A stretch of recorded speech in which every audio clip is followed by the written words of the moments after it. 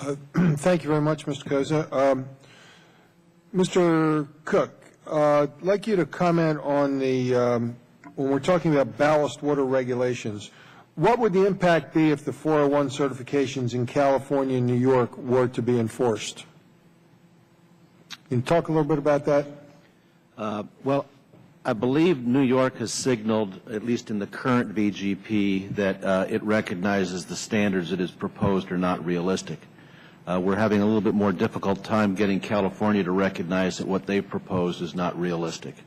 A ship can put on one set of equipment to treat ballast water. It can't put on two. So what a ship operator will be faced with is a choice of what technology they're going to install. My expectation would be that any ship operator would put on what the U.S. Coast Guard says should be put on and EPA says should be put on and meets Coast Guard and EPA testing requirements. If it doesn't meet California requirements, then the vessel operator has various choices. It could not discharge ballast water in California. It could not call California ports. Or it could sit down with the California state authorities and see if we can get them to see reason. The latter is what we are certainly hoping will be the outcome and is what we are working on. Okay, thank you. Mr. Gutowski, can you talk a little bit about whether you believe or how the Coast Guard has been proactive in informing the fishing industry of the new vessel safety exam requirement?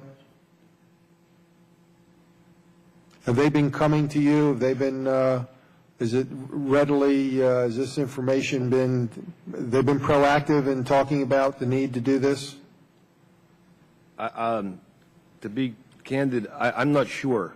I can tell you that from my perspective, the fishing industry as a whole is not really prepared for this. We have our boats inspected every 2 years voluntarily because we are mandated to carry observers. And if we do not have that sticker on our vessel, we will not be able to leave the dock. But all vessels are not.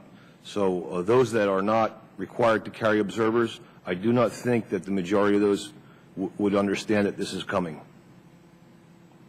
Okay.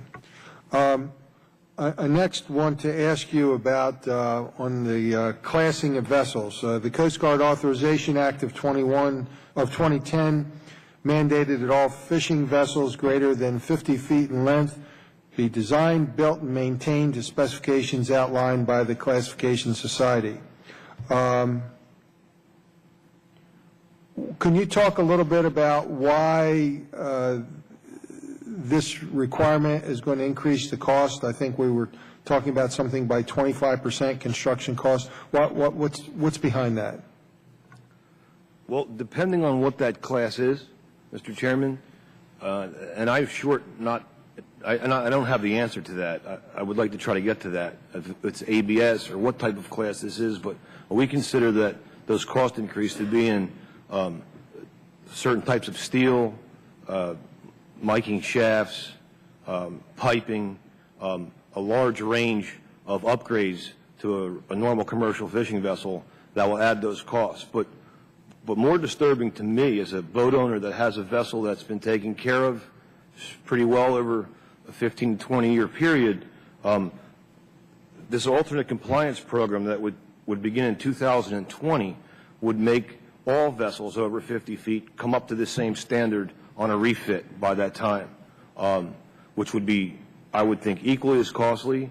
And with some vessels in our industry not doing well, I think that it will really cripple some of the larger fisheries and coastal communities. Not to mention the infrastructure. I'm not sure that our shipyards in the United States will be able to achieve all that work within that period of time. So there are a few points. I hope I've answered your question. Mayor Larson, you were pretty articulate about this in some private conversations. Do you want to add anything to Jimmy's comments? Jimmy had a great comment there on. I never even thought about that, the 2020 thing, that there isn't enough shipyards to handle all the upgrades for all the boats, because I'm sure everybody would wait to the last year.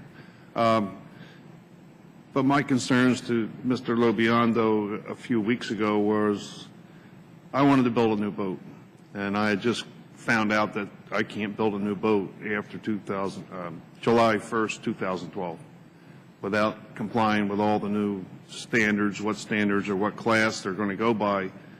From what I understand, maybe I shouldn't say, but the Coast Guard really hasn't come up with those standards yet on what it is. And I'm in the middle here. I'd love to build a new boat. We're catching a lot of scallops right now. I could probably afford it.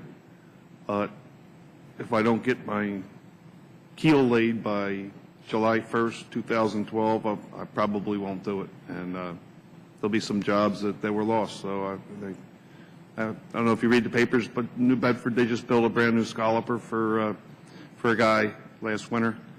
And they pretty much did it to make sure the town stayed employed, to make sure the riggers all got a little bit of work putting stays together, building the painters, just the small town stuff. I mean, Fairhaven Shipyard is a fairly small town, and every little bit helps. And I'm sure in Louisiana and Alabama and Florida, they're all looking for the same thing, to pick up a boat or two to build. I'm sure would help. But my concerns with the July 12th or the July 1st, 2012 date, I'm concerned about it, and I'll be putting my brain in gear here in the next couple of weeks after this hearing and put something together, I think. Thank you. Sure. We want to continue to keep working on this. Mr. Kutowski, I have one more question on the ballast water and incidental discharge standards. The EPA recently announced its new small vessel general permit, which would apply to most commercial fishing vessels. I believe you noted in your testimony that the VGP may require unsafe practices or require the master to violate fishing regulations. Could you talk a little bit about that?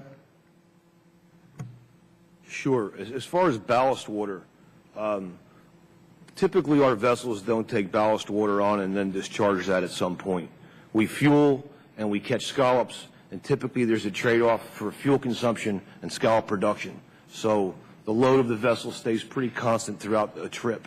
However, water discharge, a lot of our vessels are cooling their generator systems with seawater. So that discharge, if that now becomes an issue, is a problem.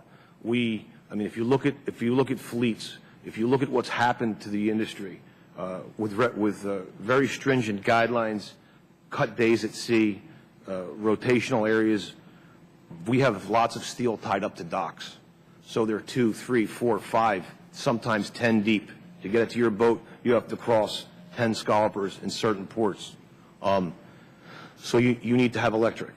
In the winter, you need to keep your boat so it doesn't freeze. But more importantly, we are required to have a vessel monitoring system. So that's the piece of equipment that speaks with our government agency, National Marine Fisheries, 24/7.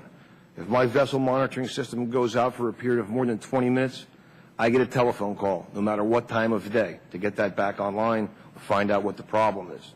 So if we are not able to keep that electric going, I don't know how we're going to be able to keep these vessel monitoring systems going in between trips. And I think there would be violations. Okay. Thanks. Mayor Larson, do you have anything you wanted to add to that, or? On the small vessel permit, yes, I find that all my boats, personally, are under 79 feet. And I don't believe I would be able to hold the gray water they require. I don't believe I'd be able to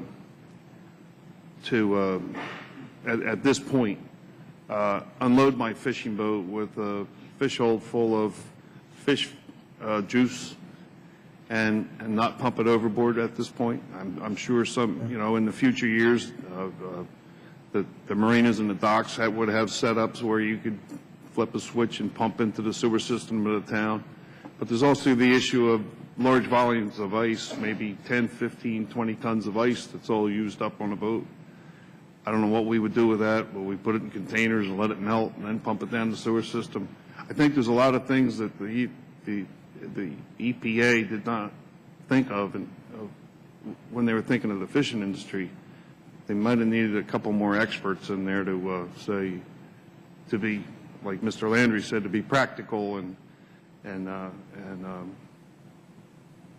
just to be Okay. practical about the whole thing. You know what I mean? So thank you. Okay, for letting me thank you. speak.